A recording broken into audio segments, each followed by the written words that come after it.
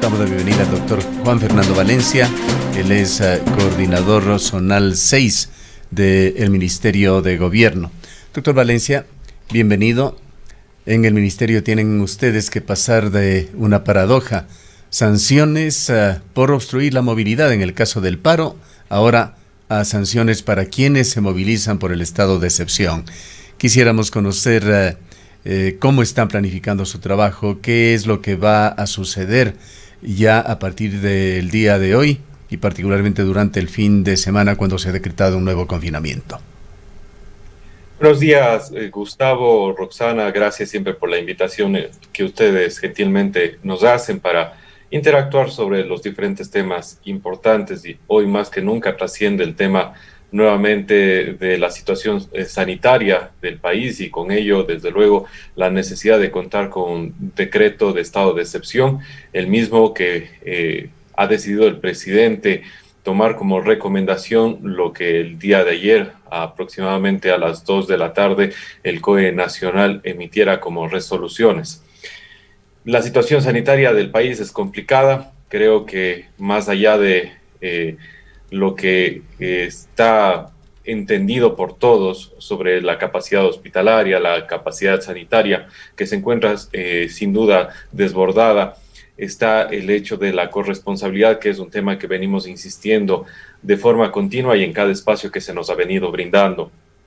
El día de hoy a las 9 de la mañana está ya convocada una mesa con las diferentes instituciones, sean estas del gobierno central o del gobierno desconcentrado, es decir, del municipio de Cuenca.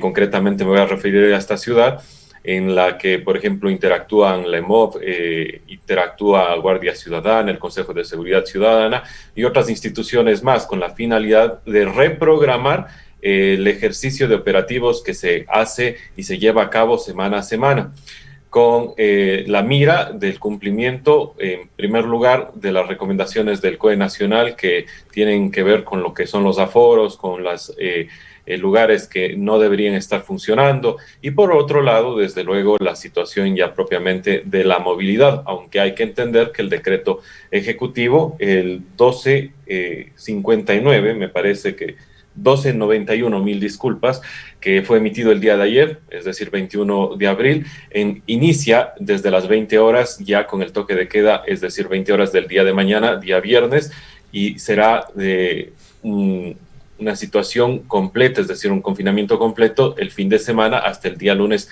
5 de la mañana. Ahí entra ya a funcionar con esta base jurídica el apoyo y respaldo de las Fuerzas Armadas, la Policía Nacional y las otras instituciones para buscar que se dé la mayor cobertura y sobre todo una ejecución exitosa en aras, nuevamente, de precautelar la situación sanitaria del país.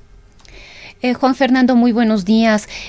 Una de las preocupaciones que queda, y acabamos de dialogar hace brevísimos instantes con el doctor Bernardo Vega, exdecano de la Facultad de Ciencias Médicas, es lo insuficiente que puede resultar esta medida cuando no se han tomado a lo largo de todo este tiempo otras medidas importantes, entre ellas el fortalecimiento del sistema de salud, el avanzar con un mayor número de pruebas. El testeo es fundamental para poder conocer los casos, aislarlos. Lo que preocupa es que luego del 20 de mayo la situación poco tiempo después se repita y que tengamos que estar pensando de manera constante y de manera permanente en estas medidas emergentes que son los confinamientos. ¿Cómo han analizado ustedes la situación? Quizás ahora esta medida parcial pueda darle algún respiro al sistema de salud y procurar en ese tiempo algún fortalecimiento, algún apoyo, algunas otras medidas. Sara, primero que nada, muy buenos días. Creo que su apreciación es bastante buena y desde luego lo que me corresponde es completarla, es decir, generar un contexto sobre el cual se adoptan muchas de las medidas que hoy ven la luz. Primero que nada, saber de que existen mesas técnicas en las que se incluyen profesionales de la salud para escuchar sus recomendaciones, es decir, no es que únicamente pasa por un hecho de seguridad, no es que pasa únicamente por ministros o en este caso el secretario de el COE Nacional. Simplemente hay que tener en cuenta que esto sí se da, es decir, unas mesas especializadas.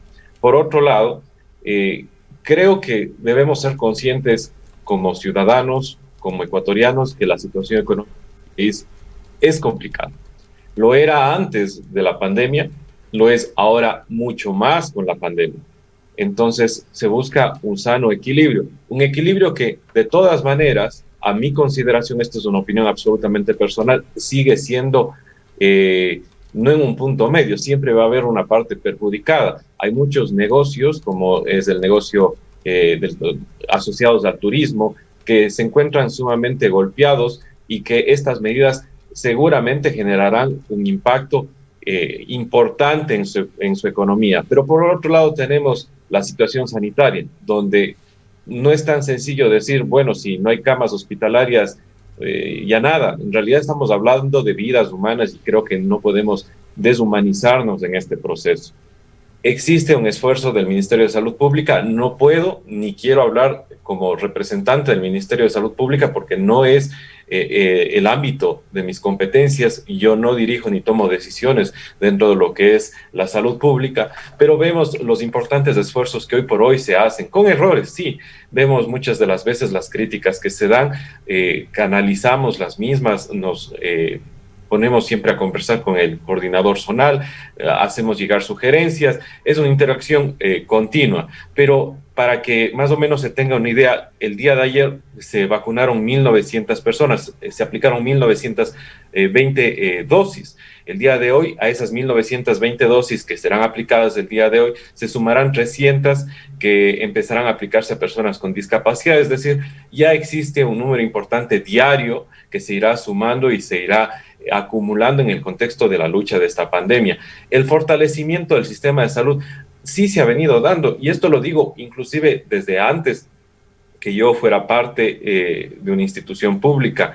Recuerdo que hubo grupos empresariales, incluso el ahora presidente electo hizo varias donaciones, también el exprefecto de la SUAY, Yacu Pérez, el Grupo Ortiz, y lo digo con nombres porque es de lo que yo recuerdo, entre otros. Es decir, sí ha habido un fortalecimiento a más de lo propio que ha venido haciendo el Ministerio de Salud Pública, pero aún eso estamos por debajo de las recomendaciones o del número de unidades de cuidados intensivos que deberíamos tener en el país, y aún eso, desde luego, siempre será insuficiente ante las necesidades de un país que tiene que cuidarse, de un país que tiene que buscar, como yo lo digo de manera muy personal, embragarle a esta enfermedad, darle posibilidad que todos sean atendidos. Y ahí entra nuevamente lo que hace un momento me referí, la corresponsabilidad. Corresponsabilidad que no únicamente vale la pena fijarnos en aquellos que han decidido hacer fiestas clandestinas, en aquellas personas que han decidido hacer reuniones cuantiosas. Hay muchas personas que, pudiendo hacer sus actividades de forma diferente, han decidido no hacerlas. Me imagino, y debe pasar por el hecho de que estamos cansados de vivir con restricciones, estamos cansados de utilizar la mascarilla.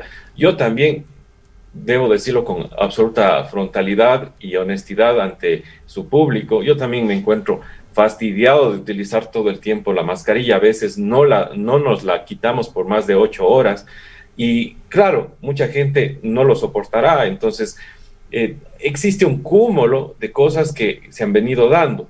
Y aunque el Ministerio de Salud Pública, en sí la salud pública, tiene que hacer muchos más esfuerzos y tienen que encaminarse los recursos necesarios para que esos esfuerzos sean efectivos, no va a resultar, no vamos a tener lo que queremos si no existe disciplina. Veamos el caso de Chile, donde este país ha dado una lección a Latinoamérica de la manera en que han venido aplicando las vacunas. No obstante, también han tenido que recurrir a confinamientos y otras medidas extremas, por cuanto la gente con una dosis se empieza a confiar, empieza a no optar por las medidas de bioseguridad, empieza nuevamente a vivir sin esta nueva realidad que tenemos que enfrentarnos, y se empiezan a disparar los contagios. De ahí que es importante que todo esto confluya en el contexto y todos asumamos la cuota de responsabilidad que nos corresponde. Al Ministerio de Gobierno lo que nos corresponde es apoyar no solo al sistema de salud, sino a los ciudadanos con el apoyo y el trabajo de la Policía Nacional en el marco de las competencias nuestras, que en este caso muy particular sería el orden público. Y así lo hacemos, un compromiso absoluto. un aspecto particular que tiene el decreto 1291 y que tiene que ver con la suspensión de los derechos. En lo principal está la libertad de tránsito, pero también hay suspensión de derechos de asociación, de reunión, de inviolabilidad de domicilio, y estos son aspectos sumamente delicados que requieren de buen criterio por parte de las autoridades para no traspasar líneas que signifiquen agresión para los ciudadanos. ¿Cómo van a enfocar ustedes este aspecto, sabiendo que son múltiples los actores encargados de controlar estos temas con los cuales se relaciona el decreto? Creo que en su mayoría pueden haber temas muy excepcionales, pero en su mayoría este decreto se parece a otros decretos que ya han existido en el marco de esta pandemia, y creemos y hemos visto cómo con seriedad y absoluto respeto la Policía Nacional y las fuerzas del orden han actuado. Nuevamente, pueden haber excepciones, y esas excepciones no deben pasar desapercibidas, deben ser corregidas, y de ser el caso también deben tomarse decisiones al respecto, pero han sabido demostrar estar a la altura de la situación. Incluso en las medidas que hemos tenido que vivir en las últimas semanas, en las últimas horas, la policía siempre actúa de manera cauta, es decir, siempre busca llegar con el diálogo como primera medida, en respeto absoluto de los derechos fundamentales, de los derechos humanos, de los derechos constitucionales. De no lograrse llegar al resultado querido con el diálogo, se empiezan a tomar otras medidas y así se va avanzando. Es decir, vamos a relacionarlo, pero no quiero por ello que se malentienda, simplemente para ponerle un término, es casi lo que es el uso progresivo de la fuerza. No es primero coger y entrar al domicilio y quizás apresar a una persona que es dueña del domicilio. No se trata de eso, se trata primero de acercarse al domicilio y decir, señores, no deberían estar reunidos. Si no se hace caso, este decreto lo que faculta es abrir ese domicilio, ingresar al domicilio y tomar las medidas que sean necesarias para dar por finalizado este tipo de eventos. Porque ¿qué sucede y por qué se toma este tipo de medidas ahora? Porque lamentablemente los ciudadanos también están bien adentrados en lo que es la aplicación del derecho, en muchos temas que son de conocimiento general, conocimiento público, y lo que ha sucedido es que cuando existe un evento que no debería estarse dando, existe alguna reunión social, existe alguna situación que incluso puede pasar por el orden de ilícito, le cierran la puerta a la policía y sin una orden de allanamiento simplemente no se puede ingresar. Por eso digo, nada de los esfuerzos que se hagan, nada del empeño que tengan las fuerzas de orden público, los servidores públicos en términos generales, como me corresponde, va a servir si no existe la corresponsabilidad, si no existe esa autoconciencia donde nos digamos, no debería estar haciendo esto, no es necesario, yo puedo hacerlo diferente. El día de ayer algunos empresarios me escribieron, me consultaron, han tenido a bien pedirme mi opinión sobre qué deberían hacer, y es exactamente lo mismo que hoy estoy compartiendo en su medio, Gustavo, Roxana. Muchas cosas que pudiéramos estar haciendo diferente, como de una reunión a través de un tema virtual, como quizás generar espacios abiertos para los temas estrictamente necesarios de reunirnos de forma presencial y más, no se lo hace. La consecuencia es de que de ahí salen disparadores o salen personas contagiadas. Y otro tema también que se me ha escapado mencionarlo, hay mucha gente que se ha contagiado y que decide simplemente no hacerse una prueba, deciden afrontar la crisis de su enfermedad prácticamente en silencio, porque tienen miedo a represalias, ya sea en su trabajo, ya tienen miedo de que otra gente los estigmatice, etcétera. Y estas personas siguen realizando sus actividades cotidianas, lo que genera desde luego que tengamos a personas que son un factor de contaminación o de expansión del virus silenciosos. Entonces, sí hago un llamado a que todos nos involucremos en esta necesidad. uniéndonos, más allá de las disidencias, más allá de los puntos diferentes que podamos tener, como un punto coincidente, como un objetivo común en el que yo creo, nuevamente aquí voy a decir, esto es mi opinión, el único resultado será que ganemos todos. Doctor Valencia, yendo a otro tema coyuntural actual, el del paro del transporte que se solucionó con un alza del 15%. Cuéntenos sobre esos procesos de sanción a cooperativas, a quienes bloquearon las vías, y también cómo se está manejando ya el tema de las tarifas específicas. Un 15% da cuenta, por ejemplo, de que el transporte Guayaquil-Cuenca costará 9.20, el Quito-Cuenca 13.80. ¿Qué entidades deben generar las tablas de nuevas tarifas para evitar redondeos arbitrarios? Gracias, es una importante pregunta. Esta resolución se la adoptó a partir de un estudio técnico que entiendo la Agencia Nacional de Tránsito así lo realizó y lo hizo público en la rueda de prensa donde se anunció esta alza de pasaje. Es la misma Agencia Nacional de Tránsito la que está llamada a hacer los controles en los diferentes terminales para garantizar que no existe especulaciones y que se cobre lo justo. La Agencia Nacional de Tránsito tiene varios mecanismos con el cual se ayuda de forma auxiliar para el cumplimiento de sus disposiciones. Se llame así la Comisión de Tránsito del Ecuador y en los gobiernos autónomos descentralizados que han asumido la competencia del tránsito también puede valerse de la EMOV aquí en la ciudad de Cuenca. Con ellos deben trabajar de una manera articulada y ordenada para garantizar de que se pague lo justo. Un incremento que ha sido aprobado en base a una negociación, a un diálogo que se ha llevado a cabo entre los transportistas y el gobierno central. Y en lo interparroquial tendrán que actuar los municipios. En el gobierno local, recordamos que cada municipio tiene la competencia sobre el terminal terrestre, pero quien lo regula, quien lleva los controles es la Agencia Nacional de Tránsito. Lo que quise decir hace un momento es que es un trabajo coordinado y mancomunado que a favor del control y desde luego el buen orden tiene que llevar a cabo las instituciones tanto descentralizadas cuanto del gobierno nacional.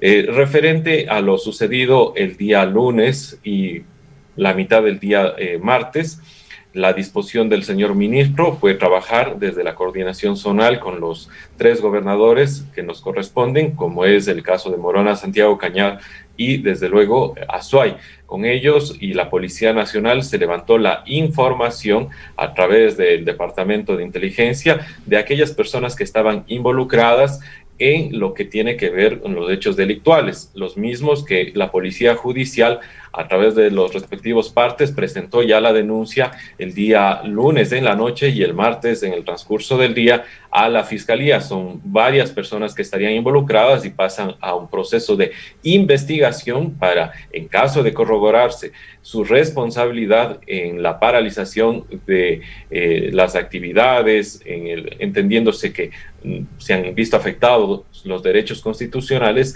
deberán responder ante la justicia.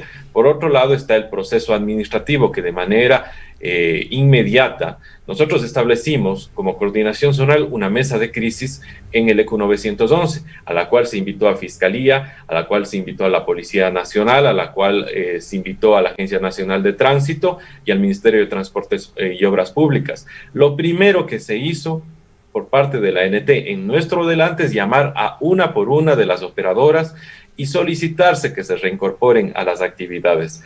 Cuando ésta se negó, cuando ésta dijo que no lo iba a hacer, se le informó verbalmente de que estaba incumpliendo parte de su contrato y de inmediato se inició ya un proceso. Todos estos documentos han sido remitidos al despacho del señor ministro para que tenga constancia de lo mismo y este proceso, que según nos explicó la Agencia Nacional de Tránsito tomaría 15 días, deberá convertirse en sanciones administrativas a aquellas unidades, a aquellas cooperativas que decidieron incumplir un contrato que es preexistente. El sector del transporte, Juan Fernando, ha solicitado que solamente sea una amonestación, que no se proceda con estas sanciones. ¿Existe esta posibilidad? El señor ministro de manera muy frontal lo dijo en la misma rueda de prensa. Una cosa es sentarse a dialogar, una cosa es sentarse a negociar los intereses y las necesidades que puedan haber de parte y parte, y otra cosa es buscar coaccionar y en esa coacción violar otros derechos y otras obligaciones. Y creo que en el país debe respetarse y deben coexistir ambas cosas. Yo lo dije muy claramente en otro medio de comunicación y me debo ratificar con absoluto respeto a todos. Tenemos que aprender a coexistir. Muchos dicen, es que nosotros tenemos derecho a la resistencia, pero este derecho a la resistencia no se supedita a que yo viole o restrinja otro derecho. Entonces, debemos entender que deben coexistir. Se les dijo en todo momento que tienen otros mecanismos para realizar sus protestas, que pueden realizar sus manifestaciones de manera pacífica. Hay muchos operadores que tienen líneas, tienen personal que estaba descansando ese día y que esas personas pudieron incluirse en las manifestaciones y que otra parte de la transportación esté prestando el servicio, o al menos de manera reducida. Sin embargo, ellos tomaron la decisión de también perjudicar el derecho de la movilidad, también perjudicar el libre tránsito, también perjudicar a aquellos que necesitaban trasladarse de un lado a otro. Entonces, lamentablemente, no podemos ir y sentarnos en una mesa de diálogo coaccionados. Por lo tanto, lo único que se tiene que hacer, y eso ha sido la disposición del señor ministro, y lo dijo de manera frontal, al mismo tiempo que escuchaba que esperaba que sean reconsideradas estas medidas, se le dijo de manera frontal, no puede alterarse el orden público, no puede violentarse otros derechos, se actuará en apego al respeto de los otros derechos, pero ustedes deberán atenerse a las consecuencias. Ese es el tema, ¿no? Y lamento profundamente doctor Valencia. Sí. Sí, queríamos agradecerle mucho por habernos acompañado en esta mañana y por compartir estas informaciones con nuestros oyentes. El doctor Juan Fernando Valencia es el coordinador zonal 6 del Ministerio de Gobierno. Cuenca, año 2050. Cuando la contaminación y la escasez de agua son problemas en todo el mundo, en Cuenca, Ecuador, todavía se vive tan bien como hace 30 años. Esto gracias a que los cuencanos tomaron decisiones correctas, como la construcción del proyecto hidroeléctrico Soldados Yanuncay, que ha generado 22 megavatios de energía limpia, reguló el caudal del río Yanuncay y garantizó el agua potable para Cuenca y agua de riego para San Joaquín y Baños. Aunque esto parezca ficción, es nuestro compromiso con Cuenca Bicentenaria, el Ecaustro. Juntos generamos agua y energía para la vida.